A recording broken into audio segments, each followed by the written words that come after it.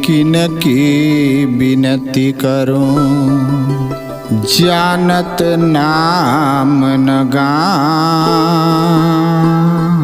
श्रोतागण को बिनऊ मैं, छुअत नहीं के पास। आज मेरे विचार से यह वंदना श्रोतागण के लिए ही है। कुछ संतों का विचार है, कुछ संत मानते हैं कि ईश्वर हैं, कुछ संत ये भी बताते हैं कि 84 लाख प्रकार के जो जीव हैं उस सब में ईश्वर निवास करते हैं। तो आज मैं श्रोता को ही वंदना किया तो क्या नुकसान हुआ। आप सबों से विनती और प्रार्थना है कि अगर इस चैनल पर नए हैं तो इस चैनल को सब्सक्राइब करें और आगे कथा, प्रसंग और ज्ञान की बातें सुनने का आनंद लेते रहें। संसार में जो अमृत के समान दिखाई दे रहा है ना, वास्तव में वह वैसा नहीं है। इस धरा पर अमृत के समान दिखने वाला वास्तव में विष है। तुम इसे सुंदर और आकर्षक देखकर मोहित हो जाते हो। यह संसार मृग मरीचिका के समान है।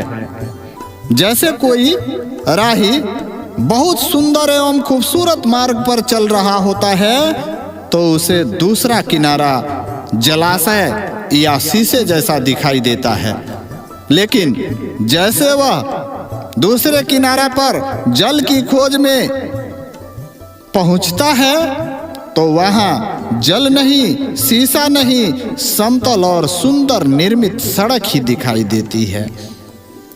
इसका अर्थ यह कि हम जो दूर से देख रहे हैं वह वास्तव में वास्तविक नहीं है। कल्पना से भरी यह दुनिया, कल्पना से भरी यह दुनिया तुम मानो या न मानो, यही दृश्य अदा करती है। मैं क्या बताऊं आपको, आप तो भ्रमित हो चुके हैं। आपके भ्रम कैसे टूटे, इसी की इंतजार में मैं भटक रहा हूं। होश भी आए और जीवन समाप्त हो चुका हो तो आप ही सोचो, होश आने से क्या फायदा जब सब कुछ लुट चुका हो।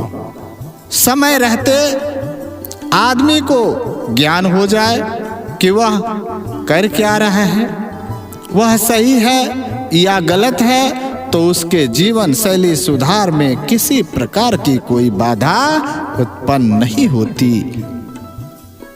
नजर आएगी। जब तक आदमी भविष्य की सुंदर सपनों को कल्पना की सपनों से सजाए रखता है तब तक उसे माया की महाजाल फंसाए रखती है। एक दिन एक तोता, इससे पहले आप ध्यान रखें कि आकर्षक जितना आकर्षक है उतना ही खतरनाक है।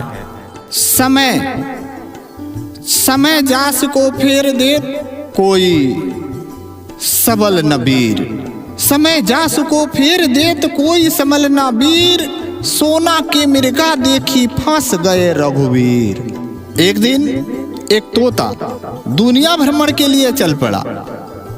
तोता यह सोच रखा था कि इस दुनिया में क्या क्या, कहाँ, कैसे है, एक बार देखना चाहिए। रास्ते में बहुत सारे मनमोहक स्थानों का भ्रमण करते हुए एक सुंदर उपवन में पहुंचा, जहां उसे बहुत उपयोगी वृक्षों के साथ एक सेमर का वृक्ष दिखाई दिया।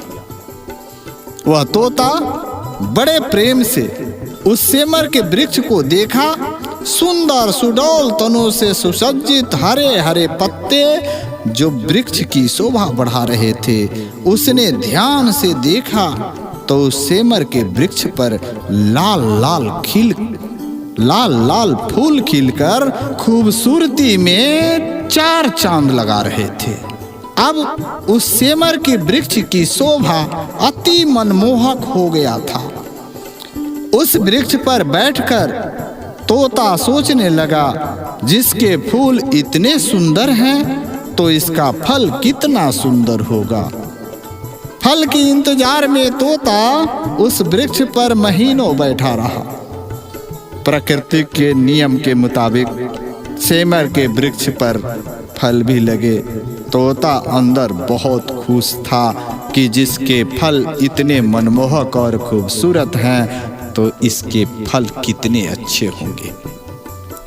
फल पकने तक बैठकर इंतजार भी किया।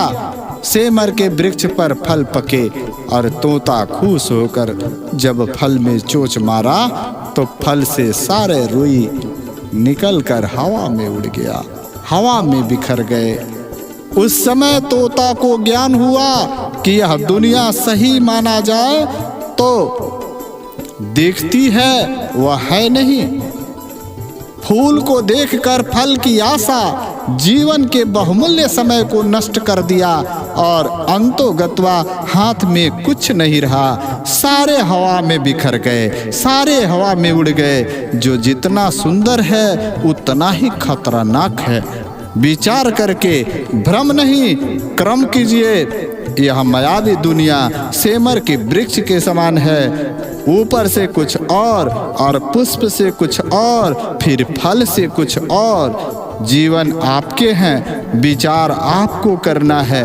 मैं तो केवल दीप दिखाने वाला मसालती हूँ। मैं तो केवल दीप दिखाने वाला मसालती हूँ। मार्ग दिखाना मेरा धर्म है।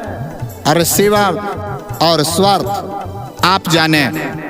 यह बहुमूल्य जीवन आपका है और सेवा और स्वार्थ जानने की अधिकार आप ही रखते हैं। आप इस जीवन को कहाँ ले जाना चाहते हैं स्वयं आप ही जानते हैं। आप ही इसके जिम्मेवार हैं।